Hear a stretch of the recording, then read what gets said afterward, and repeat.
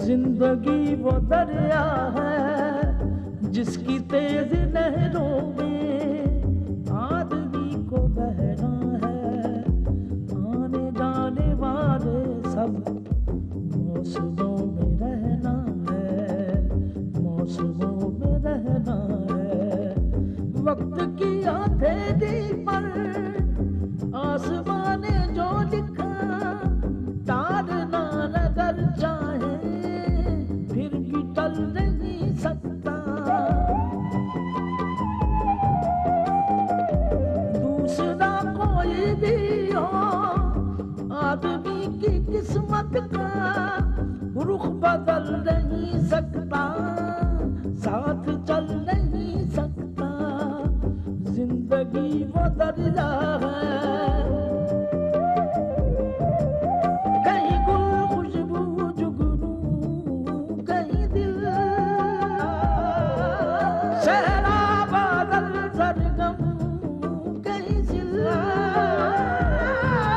और कहीं पे है चट्टान इंसान, चट्टान चट्टान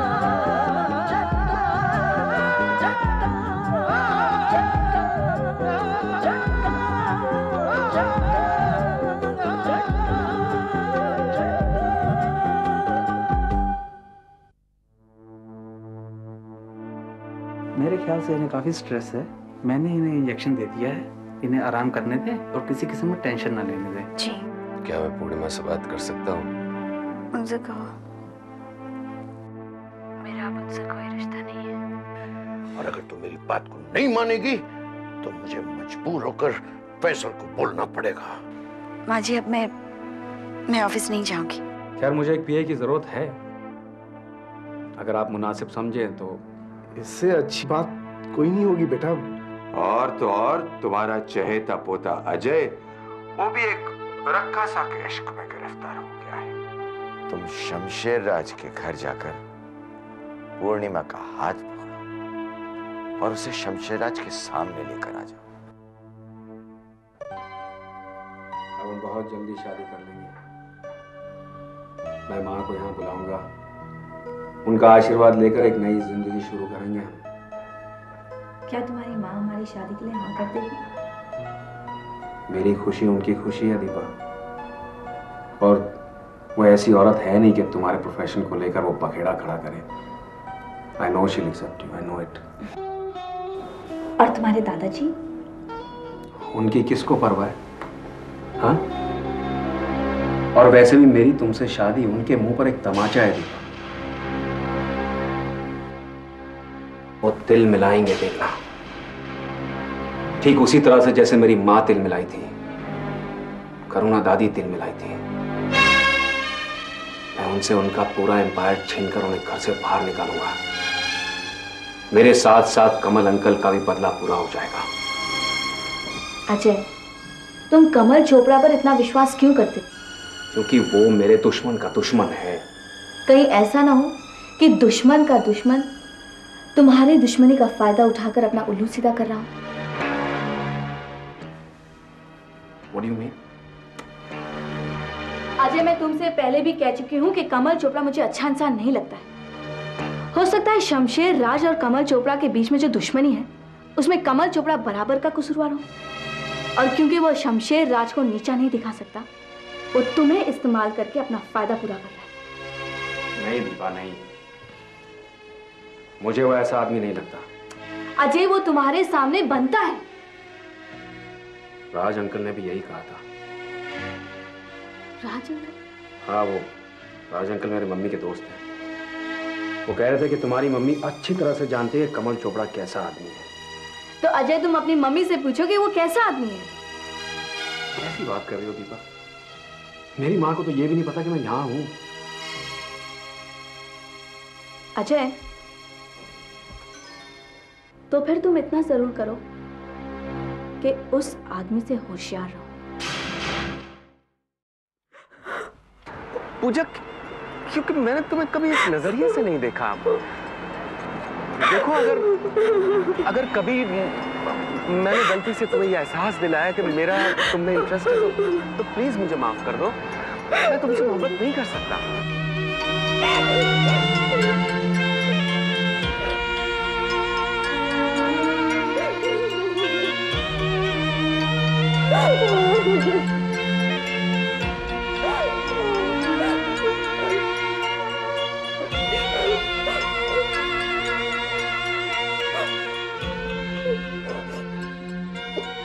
आपके लिए मेरे पास एक प्रपोजल है कमल अंकल। मुझे यकीन है कि आप इस प्रपोजल को रिजेक्ट नहीं कर पाएंगे। तो फिर देर किस बात की है, बताओ। शमशेर ग्रुप ऑफ होटल्स के जो 45% शेयर्स मेरे पास है, मैं उन्हें बेचना चाहता हूँ। हाँ, और सबसे पहला प्रेफरेंस मैं आपको चाहता हूँ कमल अंकल, क्योंकि आप शमशेर राज की कुर्सी पर बैठना चाहते हैं और मैं आपको इस कुर्सी पर बैठे देखना चाहता हूँ। थैंक्स अजय, लेकिन इन होटल्स के 45% शेयर्स में खरीद सकूं, इतने पैसे नहीं है मेरे पास। आप मुझे कितना दे सकते हैं? मेरे सारे एसेट्स मिलाकर तकरीबन 50-60 मिलियन दिरहम के होंगे, और ये शेयर्स 200 मिलियन दिरहम से कम क्या ही होंगे। अगर आप मुझे 150 मिलियन दिरहम दे देते हैं तो ये शेयर्स आपके हो जाएंगे। आप 150 मिलियन दिरहम का बंदोबस्त कीजिए और अपनी तकदीर में 4 चांद लगाइए। ठीक है, मैं बाकी पैसा मार्केट से रेस करने की कोशिश करूंगा। कोशिश मत कीजिए कमल अंकल, इस डील को इसके अंजाम तक पहुंचाइए। ऐसा मौका आपको कभी नहीं मिलेगा। You're right, अजय, लेकिन तुम अपना ही नुकसान करना क्यों चाहते हो? कमल अंकल, मैं इस शहर में रहना नहीं चाहता। मेरा मकसद था शमशेर राज को बर्बाद करना। तो जैसे ही मेरा मकसद पूरा हो जाएगा, मैं अपनी मां के पास लौट जाऊंगा। और अपना बिजनेस आपके हाथ में सौंपने का मेरा मकसद यह था कि शमशेर राज जब तक आपको इस कुर्सी पर बैठे देखता रहेगा, वो कुड़ता रहेगा, और एक दिन वो कुड़ कुड़ कर मर जाएगा। तो make my self clear? Yes. अच्छा, अब मैं चलता हूं। अगर पैसों का इंतजाम करना है तो अभी करना है। All the best. Bye bye, see you. Bye bye. आइए राजा।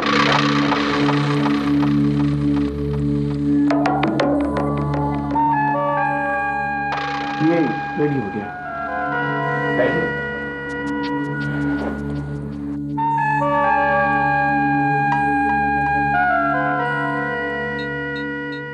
आज मैं बहुत खुश हूं। क्या हुआ? कमल चोपड़ा मेरे शेयर्स खरीदने के लिए तैयार हो गया है। होशियारी से काम लेना बेटा, कहीं ऐसा ना हो तुम्हारे हाथ में कुछ दिए बिना ही वो तुम्हारी सारी मिल्कियत हजम कर जाए। वैसे ये शेयर्स तुम बेच क्यों रहे हो? शमशेर राज को बर्बाद करने का ये सबसे आसान रास्ता है राज अंकल।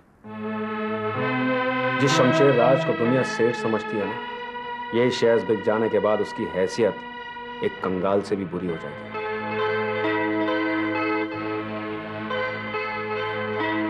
क्या सोच रहे हैं आप राज अंकल? हाँ? नहीं कुछ नहीं। मैं चलूं? मैं फाइल चेक कर लूंगा। ओके। इस तरह तो इस घर में मेरी बेटी का दम घुट जाएगा। ये तुम क्या कहते हैं? क्या अपनी बहू को घर के तौर तरीके सिखाना गलत है? क्या एक बच्ची को मजहब की तालीम देना कोई गुनाह है? हमने अपनी बच्ची को सब सिखाया है। सिखाया है, बड़ों के साथ जबान दराजी करना सिखाया है, सर पे बिना दुपट्टा ओढ़े बुजुर्गों के सामने बेहयाई से घूमना सिखाया है, ये टेलीविजन पे बेहुदा प्रोग्राम देखना सिखाया है। और तुम कहते हैं कि तुम्हारी बच्ची समझदार है, पढ़ी लिखी है। अगर ऐसी है तो पूछो इससे, ये ऐसा क्यों करती है? हम इससे क्यों पूछें? हम अपनी बच्ची की सारी आदतों से वाकिफ हैं। आप इस पर खामखा इल्जाम लगा रहे हैं। मुझे इल्जाम लगा के क्या मिलेगा? क्योंकि आप उसे अपनी बहू नहीं बांदी बनाकर रखना चाहते हैं। ओ मेरे खुदा, इस औरत को माफ कर दे। ये जानती नहीं है कि ये क्या बोल रही है। आप अपनी बेटी को समझाने की बजाय मेरे अब्बू पर इल्जाम लगाती चली जा रही हैं। ये बाप बेटे तो दोनों मिले हुए हैं। मेरी बच्ची की जिंदगी बर्बाद करके रख दी। तो ठीक है, अपनी बेटी का घर कहीं और बसा दीजिए। मैं इसे अभी तलाक देने के लिए तैयार हूं। बकवास बंद कर। तू जानता नहीं है खुदा को अगर सबसे ज्यादा कोई चीज ना पसंद है तो वो तलाक है। और फिर तलाक का जरूरत क्या है? वैसे भी इस फसाद के लिए खुदा आपको कभी माफ नहीं करेगा। ठीक है, अगर इस सारे फसाद की जड़ मैं ही हूं तो मैं ये घर छोड़ के चला जाता हूं। नहीं अब्बू, आप कहीं नहीं जाएंगे। आप क्यों जाएंगे? मुझे मत रोक तू। तुझे मेरे खून का वास्ता है। नहीं, मैं नहीं आपको जाने दूंगा। देख, तुझे उस मोहब्बत का वास्ता है जो मैंने सारी जिंदगी तुझे दी है। मैं अब इस घर में नहीं रहूंगा और ये घर को टूटने भी नहीं दूंगा। और अगर तूने मेरी बात न मानी और अगर तूने इस घर को तोड़ा, रिजवाना को तलाक दिया, तो याद रखना बच्चा, तो तू अपने अब्बू का जनाजा देखेगा। अब्बू, खुदा तुम दोनों को खुश रखे, आबाद रखे। खुदा हाफिज। अब्बू,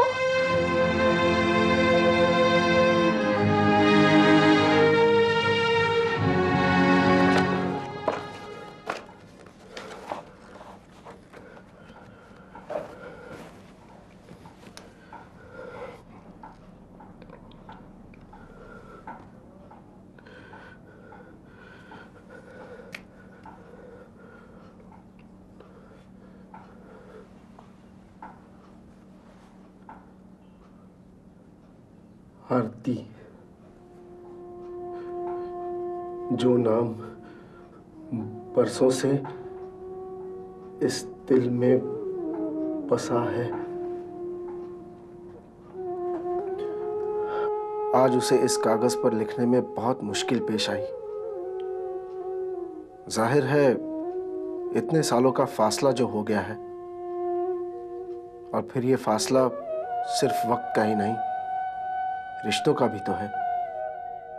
पर सच तो यह है कि तुमसे रिश्ता तोड़कर भी मैं तुमसे कभी अलग नहीं हो पाया। खैर, यह दास्तान तो बहुत लंबी है। अगर तुमने इजाजत दी तो तुम्हें खुद सुनाना चाहूंगा। वैसे तुम्हारा पता तो मुझे 2 महीने पहले ही मिल चुका था, पर यह खत मैं आज इसलिए लिख रहा हूं क्योंकि अजय, हाँ, हमारा बेटा अजय यहाँ आया हुआ है। वो अपने दादा के साथ रह रहा है और कमल चोपड़ा के साथ मिलकर उन्हें तबाह करने पर तुला हुआ है। तुम तो जानती ही हो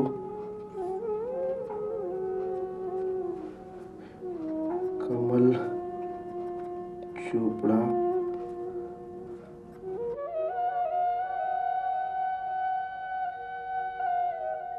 तुम्हारा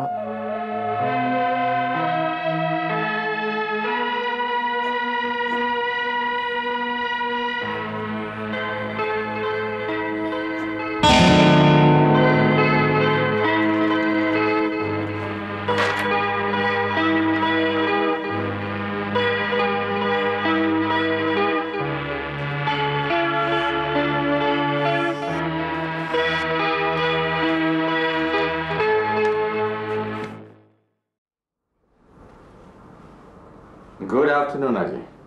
गुड आफ्टरनून कमल अंकल। कहिए, कहाँ तक पहुंचे? अजय, मैं अपनी सारी प्रॉपर्टीज और एसेट्स बेचने के बाद 50 मिलियन दिरहम इकट्ठे कर पाया हूं।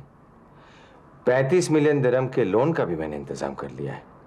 अगर बाकी पैसे के लिए तुम मुझे 2 महीने का वक्त दो तो वो भी मैं तुम्हें दे दूंगा। उसके लिए मैं कोई भी बॉन्ड साइन करने के लिए तैयार हूं। ठीक है कमल अंकल, आप 2 दिन बाद चेक ले आइएगा। मैं पेपर्स आपके नाम पर ट्रांसफर कर दूंगा, लेकिन वो पेपर्स ओरिजिनल नहीं होंगे। ओरिजिनल पेपर्स हमारे किसी तीसरी पार्टी के पास रहेंगे।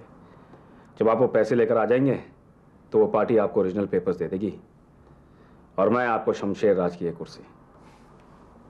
बहुत कम वक्त में बिजनेस का काफी कुछ सीख लिया है तुमने अजय।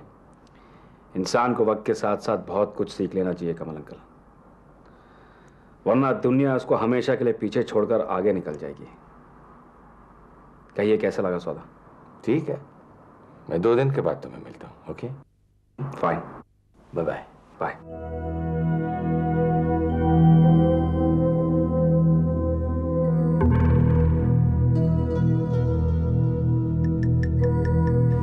तबीयत कैसी है बेटी? ठीक हूँ माँ जी। मैं जानती हूँ बेटी, इसमें तुम्हारा कोई कसूर नहीं है। आखिर तुम भी इंसान हो। कसूर तो विशाल का है या फिर हमारा है। नहीं माँ जी, प्लीज ऐसी बातें मत कीजिए। गलती तो मेरी ही है। मुझे कोई हक नहीं था कि मैं किसी से।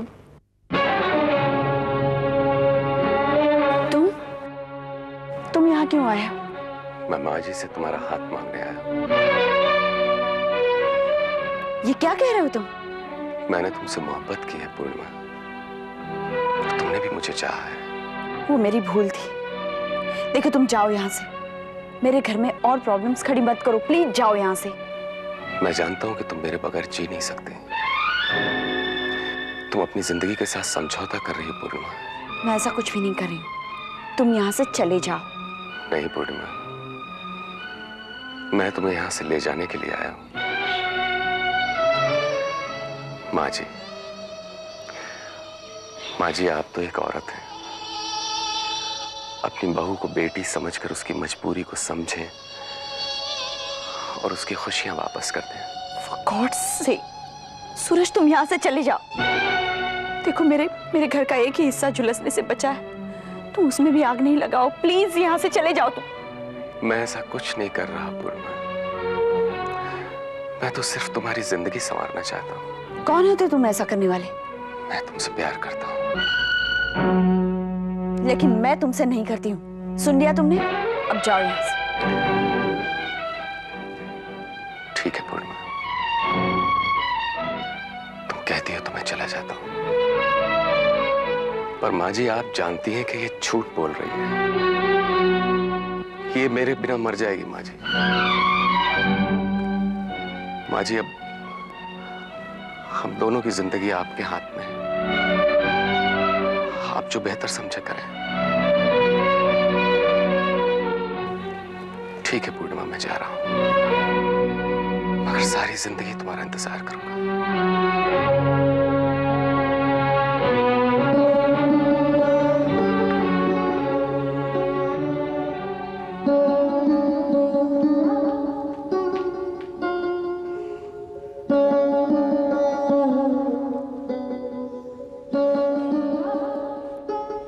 दादी माँ,